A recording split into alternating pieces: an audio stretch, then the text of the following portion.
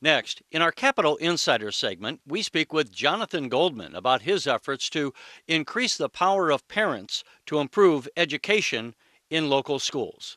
This runs about 10 minutes. Jonathan Goldman, thanks for joining us on the Illinois channel.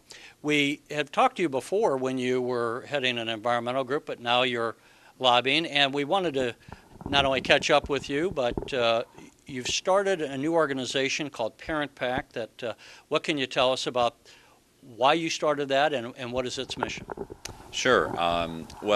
Together with a group of other public school parents, we realized that there was really lacking in the policymaking process here in Springfield a voice representing parents and the viewpoint around public education. We sat down together, sort of brainstormed around it, and created Parent Pack. The goal of the organization is to provide tools for public school parents to be able to advocate on their behalves for the education of their children, and to give them the tools to ultimately be able to hold legislators and other public officials accountable for the policy-making decisions that get made in Springfield and perhaps even locally. What are some of the tools that parents would find through Parent Pack? Well, the main thing is having a presence in the Capitol and being part of the mix of the discussions. So Parent Pack is represented at the table in the education reform discussions that are taking place in the Illinois State Senate right now. There's going to be a bill this session that will change substantially rules around teacher tenure, teacher dismissal. There's even been a proposal, which I think hopefully is being shelved, that would really take away collective bargaining rights for the teachers' unions in Illinois, or specifically in Chicago. But I think after what we've seen in Wisconsin the last few weeks, people are realizing that that's not a good idea to have that in the mix. And when you say you would have some impact on teachers' tenure and all, in what way would you impact it? So the proposal that's under discussion right now would, first of all, tighten up the requirements for a new teacher in the classroom to be able to get tenure with the school system in terms of the types of performance evaluations that they would have to have. So it would make it a little bit harder and try to ensure as much as possible that the teachers getting tenure are the best teachers. If people aren't suited for the profession, and then encourage them to move on to other things. Also looking at dismissal procedures. If there's a bad teacher in the classroom, and unfortunately that is the case at times, to make it easier to get that teacher out of the classroom. Additionally, unfortunately, we're in times where the school systems often are having cutbacks and needing to reduce the staff. Currently, the process is that it's always the last in, first out. So the teacher with the least seniority is always the teacher that's released. The proposal that is being looked at right now would keep seniority, I believe, as one of the factors, but also look at the performance evaluations for the teacher, look at the credentials and the qualifications that they have. There might be a situation where a teacher is in a classroom with a particular subject area or particular training that they have for that classroom, but that currently is not taken into account. If they're less senior, they're the teacher that gets let go. You have two sides of this. The one hand is, and we've done some stories with others who have done studies that show a small minutia of teachers, and I think this is true in virtually every state, are let go.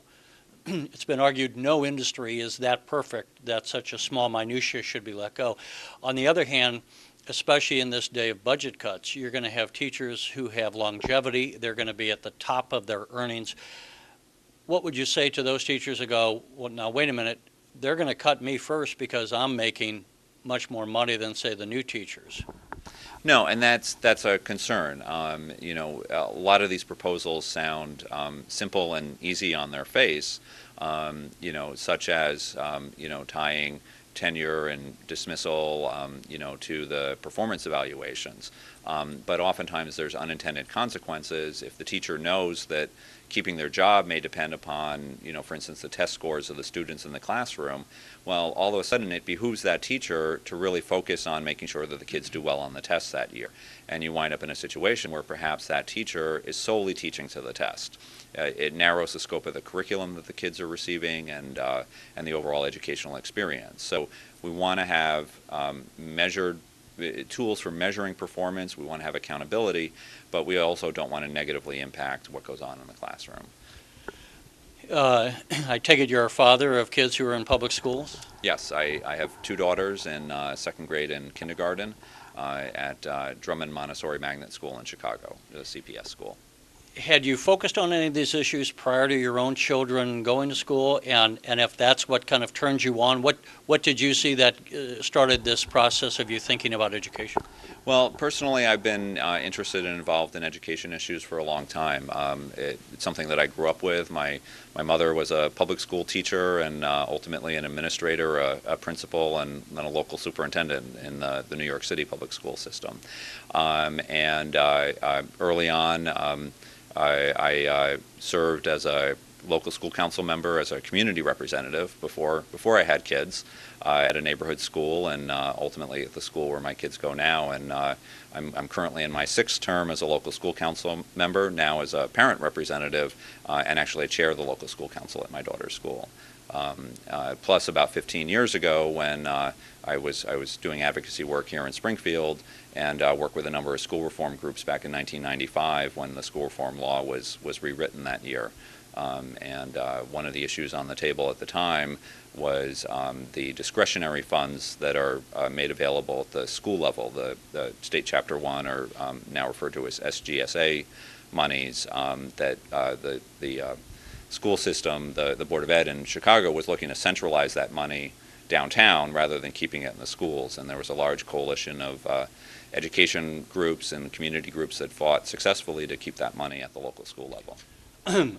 I don't mean to throw something at you out of left field, but I don't know, have you had a chance to look at the governor's proposal to consolidate school districts? I don't know if you've taken any position on that one way or the other. Yeah, we've been monitoring it, have not taken a position on it yet. That's another one of those situations where things may sound simple and easy on the front end, but really the devil is always in the details. So obviously, when times are tight in terms of education funding, you want to ensure that you're maximizing the amount of the funding that goes into the classroom.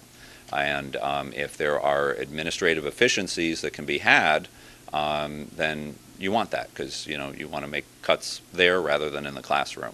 But again, I know that there's a lot of concerns about trying to do the consolidation, so we're keeping an eye on that and trying to be part of that conversation as well. Lastly, to the extent if people want to get more information, they can go to your website and we can put the graphic up. Do you have any way that they can click on? Is there any kind of an email processes yet, or do you anticipate doing something like that in the future? Yeah, no, we have an email list that we're building if people want to get updates about what's going on here in the Capitol, and also from time to time, depending upon the legislative issues, we have an action alert system where people can be notified, and gives them a mechanism to send an email to their legislator on a given topic. So people can go to the website. It's www.ilparents.org, and looking for more people around the state to get involved. Very well. Jonathan Goldman, thanks for joining us. Right, thank you. Appreciate it.